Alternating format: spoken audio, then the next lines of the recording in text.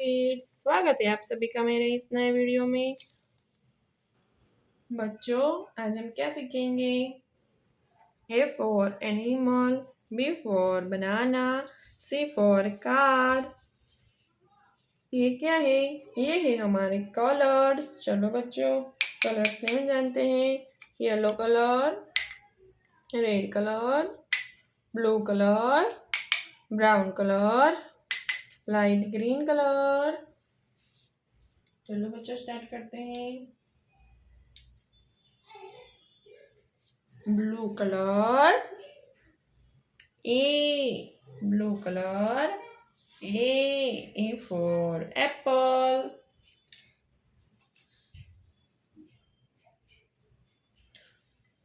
एक के बाद क्या आएगा बच्चों? B, light green color, B for butterfly, B. एक के बाद red colour, C for camel. सी के बाद D for dolphin, red colour, D for dolphin. D के बाद क्या आएगा बच्चों? E for elephant, brown colour, E for elephant.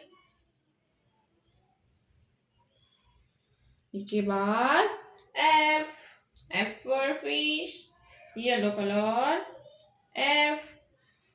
F for fish.